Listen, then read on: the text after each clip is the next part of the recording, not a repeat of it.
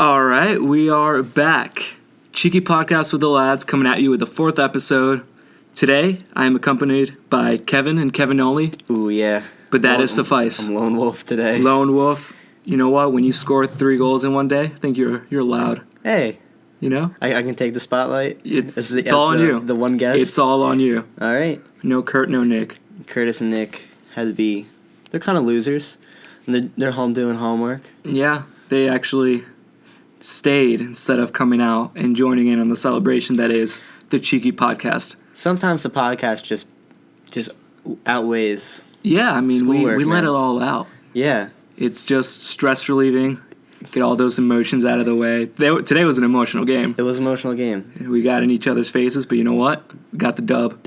We got the dub today. Dub City. There was a fight. There was some bottling. There was a hat trick. There was everything. There's A everything. little bit of everything. But you know what? Who didn't get a dub? Bayern Munich didn't get a dub. They got a dub, but they didn't go through. Yeah, no. It was almost shocking. And we almost predicted how all they needed was one Goal. That's all it took. Griezmann counterattack. We called it too. And then Kurt actually said Griezmann goal. Yep. So there you go. The Cheeky Podcast called it first. Take that to the bank. Yep. But how about the audacity of Antoine Griezmann taking that near post? Right. The way he shaped himself to take the shot, I'm like, he's going to go outside. He's lethal, man. He's lethal. He just gets it done. He took it to the house. Yeah. Good for him. That Atletico team, to me, is just so mesmerizing. I mean, they could win the Champions League. They could win it. That's they could win it. And you know what? I think their downfall last time around was they started an injured Diego Costa, who ended up coming off the pitch 20 minutes in. Right. Later on in the game, goes into double overtime or, extra time, and they have players who are getting injured, and you can't use a sub because the man's already off. Right. So that came back to haunt them, and I hope that Simeone learned the lesson. It was almost just happen. It's not even... I mean, I don't know if it was really Simeone as much as just unfortunate that there was that injury problem. Right. I mean, it's tough. It's really tough, but I guess you have to risk it. It's a final. Yeah. You have to go for it. But the thing is, you've got Fernando Torres now. You've got Antoine Griezmann. You have options, It's not like last time around. It was like, oh, who are we going to put in? It's like, oh, Costa's not here? Oh, crap. Right. And that just totally switches your game. Right. You've, different striker, different mentality. You can't trust them as much, per se. Right. But I thought our criticism of Pep Guardiola... It went through. It was 100% correct. We're never wrong. No, the Cheeky Podcasts are not wrong.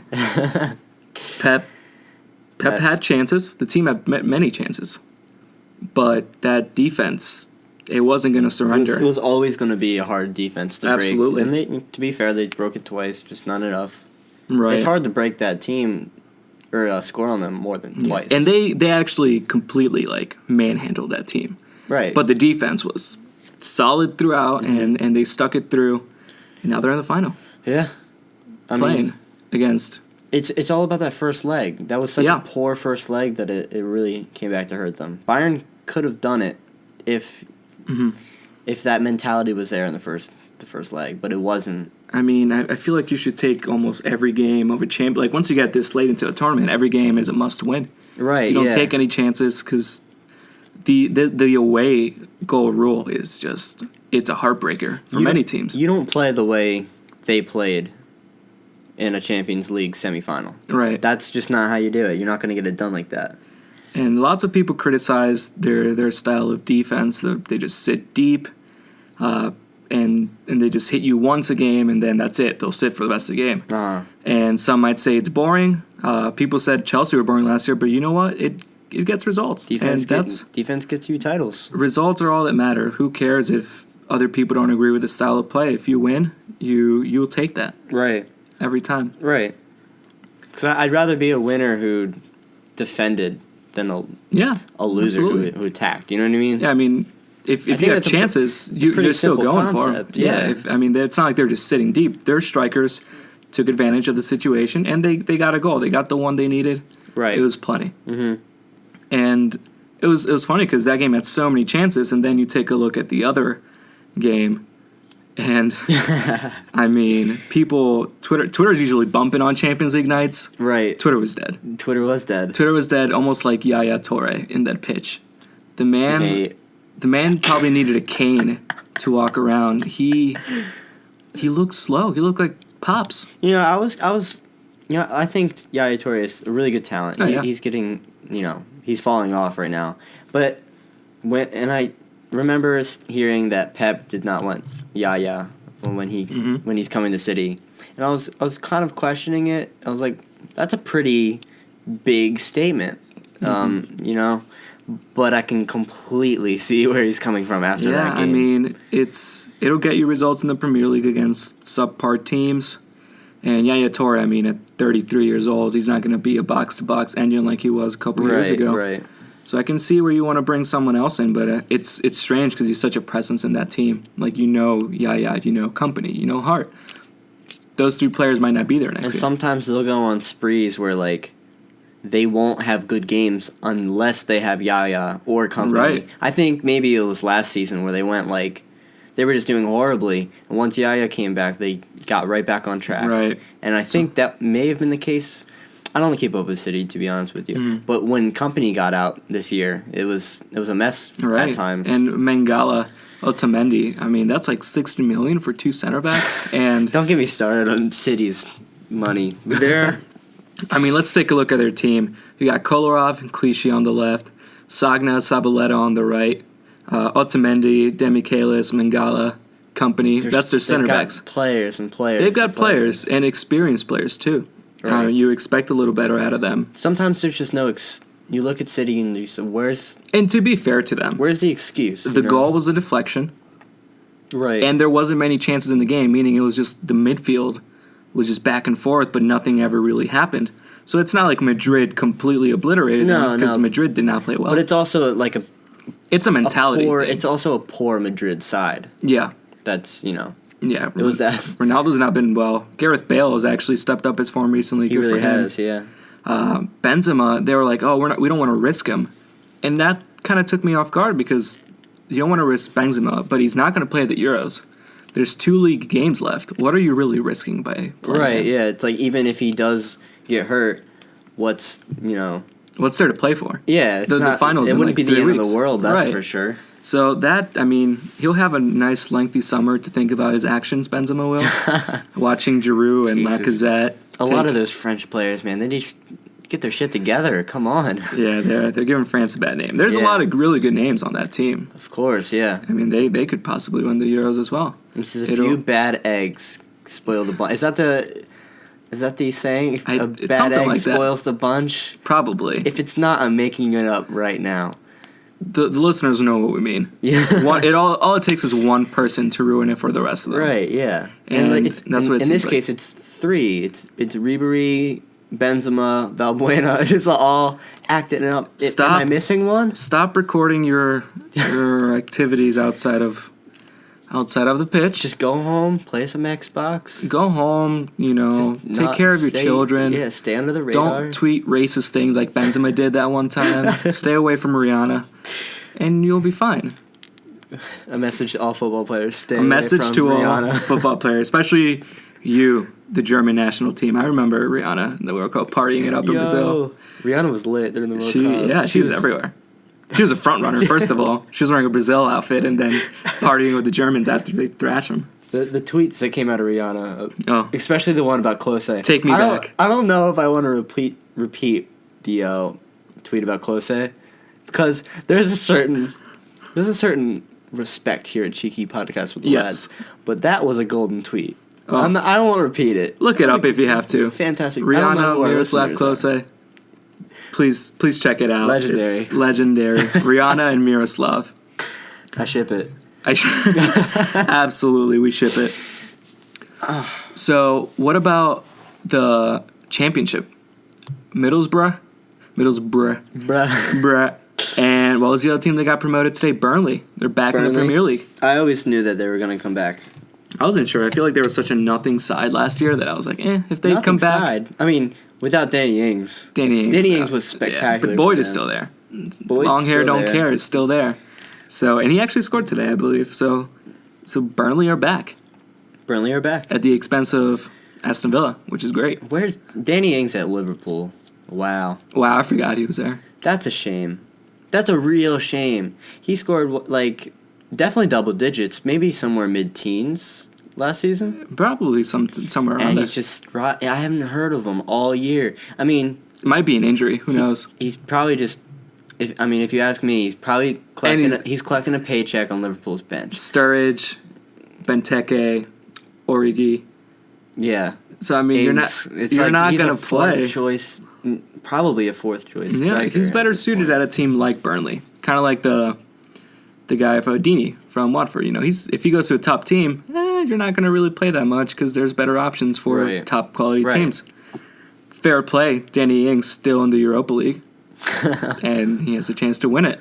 That took me off guard. Fair play to Liverpool. They're still in it. I doubted them. Yeah. And I'm going to continue to doubt them. Go Sevilla. Go Sevilla. Sevilla. Didn't they, maybe 2 years ago they won it? They won it 2 years ago. They won it last year. Did they? They could go for 3 in a row. Wow. That's really impressive. It sucks, because when you think about it, that means they're going to the Champions League and getting knocked out in the group stages. Yeah. So that means you're too good for the Europa League, but not good enough for the Champions League. There is no middle ground. What a place to be at. So, yeah, it's an interesting situation there. I thought they were better. Their center back, Bailey, I didn't see playing in the second leg, and that's probably the player that I rate the most out of that team. He's from Ivory Coast. Pretty good player, 22 years old, I believe. Wow. And, yeah, he's really, really good. He's actually... Bright future. For Ivory Coast, I'm not sure if he's an international yet, but he will be very soon. He'll take Kolo's spot. Kolo, because he's getting pretty old down there. Kolo. But yeah, that game completely took me off guard. Fair play to Liverpool. Yeah. That's all you can say, really. I mean, Liverpool is so weird because they'll do so good and they'll really last impress week, me. Didn't they lose to some mediocre team? It's what? And then they'll just have a horrible week. I don't understand it. Klopp was getting into it though. Klopp's always getting into it. Klopp is lit. The one thing I don't know if I mentioned it last week or not, but the thing about Liverpool is when they win, it's oh yeah, Jurgen Klopp, and when they lose, it's oh, it's only Brendan Rodgers' team. That's why we're not winning. Right. And it's you have to take some accountability. Yeah. You can't even just though it's live off of that. Brendan's team, you can't praise that same team when they win. Absolutely. So I know you said you heard a rumor, or actually you came up with this rumor yourself. Let the world know what this rumor is. All right. So Matt Miazga of the New York Red Bulls comes to Chelsea. Young defender, bright future. Hopefully Chelsea don't screw it up like they usually do. Terry on his way out of Chelsea. Very sad. Captain leader legend. Red Bull's defense without Miazga has been sort of abysmal this season. They've definitely shapened up. Okay, that's good. But I could see, there's already business between the two clubs. I could see John Terry joining his friends Frank and Didier in the MLS on New York Red Bulls. I think I haven't heard it anywhere. It's just out of my own head. But I think that's it makes a lot of sense. Yeah, I think that's a really sensible thing. There's been a couple of Premier League players to come in to Ashley the MLS. Cole. Ashley Almost Cole. Forgot about Ashley. To come into the MLS. And yeah, John Terry is one of those names, one of those big names, internationals. World Cup, he's played in the World Cup, many World Cups. So I see. I don't know if it would be to the Red Bulls. It'd be nice because that's our local team here. Yeah. So it'd be nice to just see him week in, week out. And he's such a presence. He really is. Today we lost 3-2 to Sunderland, and honestly, I'll be the one to say it. Terry did not have a good game, but he's coming off injury. So, and as much as I'd love him to stay at Chelsea to train with the other center backs that we have and continue to make them better, if he does go, I could, Red Bull's a good move. Absolutely, and same thing we're kind of doing with Arteta. Even though Arteta's not anywhere near the level John Terry is, he's introduced a lot of the players that we brought in from the transfers, welcoming them to the club, people like Alexis, for example. And right now he's not even a player anymore. I just consider him almost a coach. Right. Part-time coach. He's so far gone. Yeah, from the first team. And he's a very bright football mind. Apparently, he's off to join Pep next year as a coach at Interesting. City. I'm not sure if that's because Pep wants to bring in lots of Spanish players, or if he just really rates what Arteta does on the technical side.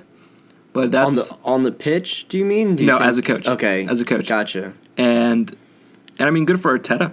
Yeah, he has the football mind for it. His playing days are long time They're over, done. so you might as well do something. Might as well, and you're still staying with football. It's something you like. Right. You might as well stay with it. And another thing, John Terry, I think he made it. Don't quote me on this, because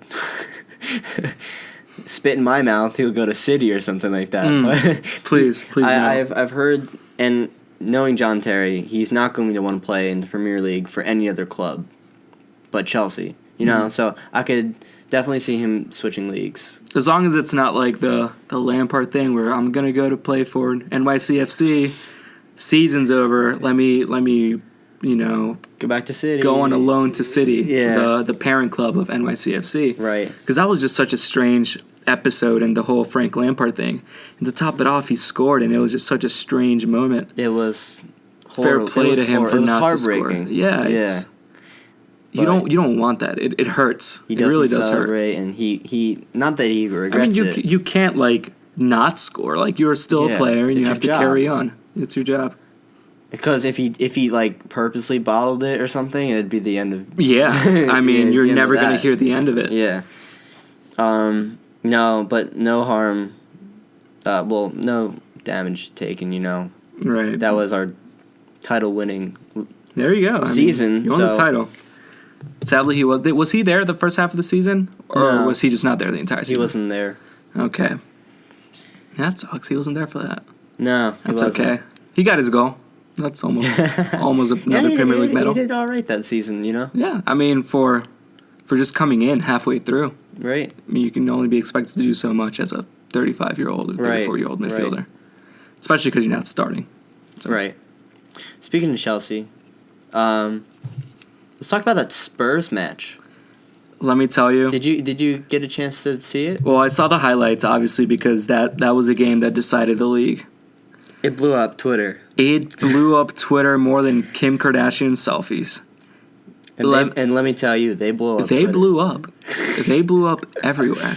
So, first of all, how is Eric Dyer not suspended for the rest of his life? I don't know. He had at least 4 or 5. It's horrible 2-footed tackles that completely annihilated whoever was on the other end of them. It's one thing to go in dirty. It's another thing to go in to almost end someone's career. Right. Those were borderline, I would say. He was the worst of the bunch. And I like Eric Dyer's game. He's a good, he'll crush you. And that's what you want on your team. He's a big dude. But the fact that I blame the ref just as much as Dyer. Clattenburg. You can't let people get away with that. Clattenburg, if you're listening. 14 yellow cards, not a single red. If it was any other, if you took the intensity out of that game and just took those tackles and dissected them for each one, every single one is a red card and nothing was shown. You have to take a look at them with a clean slate. Is it a yellow? Yes. Okay, it doesn't matter if he's already on a yellow. If it's a yellow, it's a yellow. Right. And you give a red, even if it means, that might derail their title hopes. Well, you can't go in like that. That's just very dirty. And I am extremely happy that Eden Hazard finally got his crap together. What? And finished that goal. Shot. That was. You can tell the intensity's back. That was the best Eden Hazard goal I've ever seen. That's probably. And what a time. A moment. What a time to do it. What a time. What a time to be alive. And I don't know if my favorite thing was that all these Spurs players are getting, fines and stuff for that, because take that, Spurs. I don't know if it was the party at Vardy's where everyone was just so lit, especially Christian Fuchs. Shout out to Christian Fuchs for recording that. The screams. Because I didn't see any other perspective from anyone else posting it. It was just Fuchs, the video I saw. There was another video. There's another one. See, I saw Wes Morgan being dragged on the ground. So, I don't know if he was drunk or something, but someone was pulling him on the ground. Wes. It was phenomenal. And then just for ending Spurs title hopes. Yeah. It's funny because Spurs are having possibly their best season in a long, long time. Arsenal are having such a crap season, and we're still only 3 points behind them, somehow. Right. Don't know how, but somehow. And that just makes me feel better, because you know what? They're so much better, you would think, but we're still right behind them, creeping up. Yep. And St. Tannenbaum's Day can still happen. And I don't think it's going to, but it's just great that Spurs bottled it. And yeah, I love every single moment of it. I honestly, up until that game, I respected their game, man. They never played like that before, that's for sure. And they were just such a good team. It's almost like they panicked because they knew it was this. We have to get it, and it's a big game. They were just we have to win, or else it's all over. And you know what I don't understand?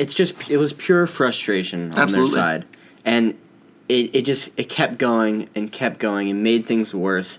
How do you win a game by these tackles? Right. When did these tackles ever win you a game? You're not going to do anything with them. Only thing you're doing is hurting your team at this point. And it was 2-2. They could have always scored another goal.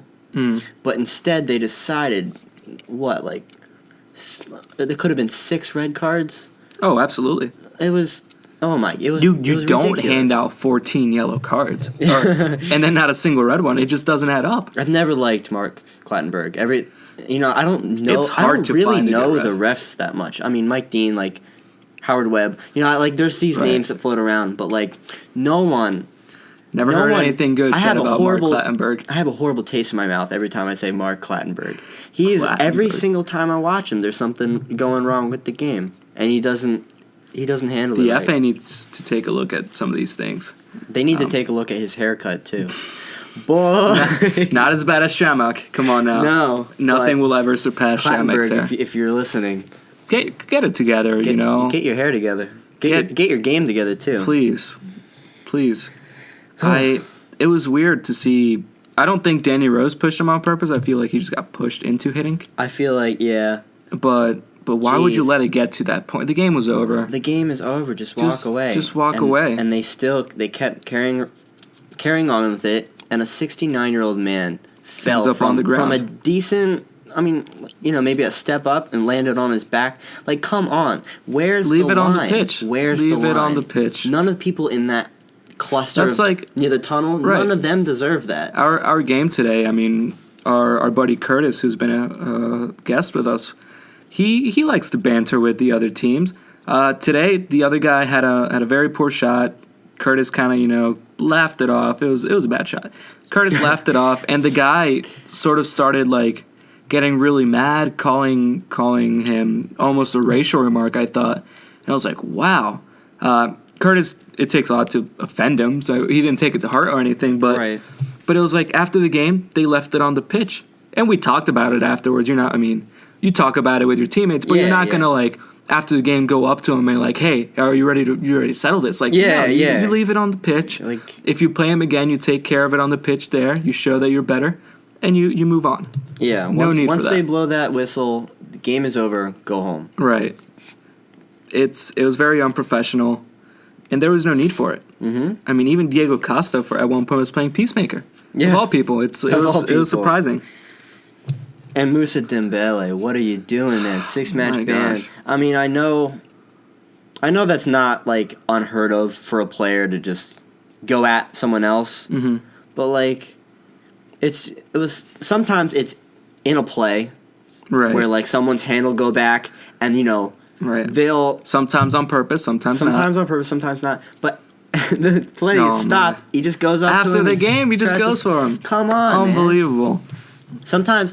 I think if you really wanted to scratch Costa's eye, do it while you're on the pitch. Do it while you're playing. This is the uglier side of the game, then. It's not as fun to watch. It brings down the name of football. It was an ugly match. It was a lot of emotion.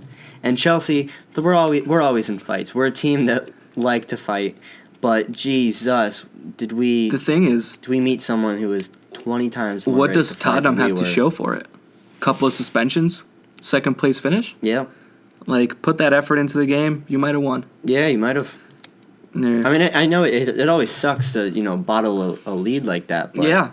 But don't take it out on them. They were just a better side on the day. Yeah. Or, I mean, not even better. You guys drew, but, respect your opponent.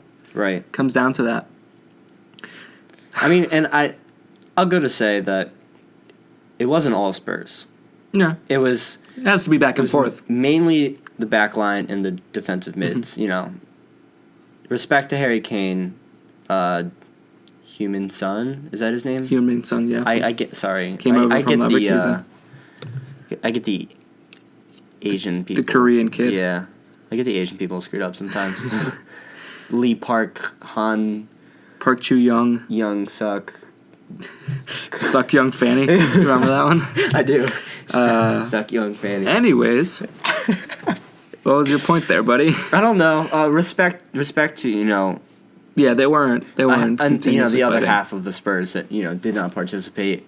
All it takes is one bad egg. All it takes is one bad egg. Spoil the bunch. Yeah. God, I hope I'm getting that one right. Let's hope so, because we've used it a couple of times now. Before we go, I do have a question for the listeners and for you, Kevin. Okay. We had brought this up before, this issue of a playoff system. Right. Remember this. So in the MLS, basically in all American sports, it's a very American thing. We have a playoff system where it might be like the top 8 teams. Usually there's 32 teams in American sports or around there. So that, in perspective. But it's usually, first seed versus the 8th seed. They play in a best game out of 7, blah, blah, blah, elimination until you get to a finalist. Right. And we were thinking, what would you think about a Premier League with that type of system where not obviously 16 teams because that's almost all of the league there, but maybe a top 4. Right. And so the playoffs they're a cool feature because everyone is that's what working you wait harder. For, right. Everyone's working harder. But I don't like how you can have a completely average season and still make the playoffs. Right. And then also, imagine if we had a playoffs in the Premier League. Leicester did this, unimaginable feat in winning the title. Imagine they get to the playoffs and lose. You know what I mean? Lose, yeah. It's heartbreaking, honestly. Right. And I don't know if the playoff system is the best for soccer. I understand games like hockey or baseball where you can play best of 7. So even if you do crumble one night, you've got plenty of more chances to, it's not one and done. It's not a one and done thing, yeah. Well, the one that I was asking the guys was, it would be, per se, the 1 and 2 seed get a home field advantage. So you play the season, and if you finish top 2, you get that home field advantage. So it'd be the 1 seed against the 4 seed, 2 and the 3. So as of right now, that would be Leicester against Arsenal. Right. And it's only one game, so you have to win it. Yeah. And it would be at Leicester because they got the first place. And it would be Tottenham against City at Tottenham. And it's a one and done. And then the final will be played at a neutral site. Right. Which, and then whoever wins, it'd be pretty cool, I would think. It'd be awesome. But the system they have right now is also very, very well established as well. Right. It's so, like you said, established that a sudden change. Yeah. It's a big change too. It's a very big change. It'd be a lot changes everything. It'd be a lot of unhappy fans. Right. And the top 4 would still get a Champions League spot, so everything would almost still stay intact. And they have that system in the championship.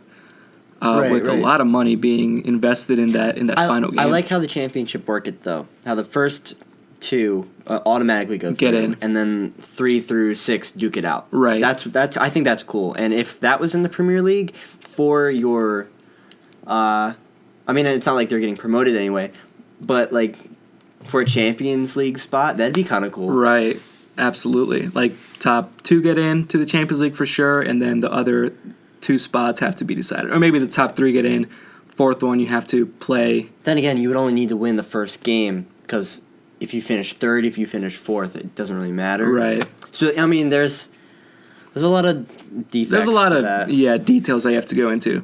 And to completely twist the question around, what about a league in the MLS? 20 teams, and you play each team twice, and it's a point system instead of East versus West Coast. Right. What do you think about that?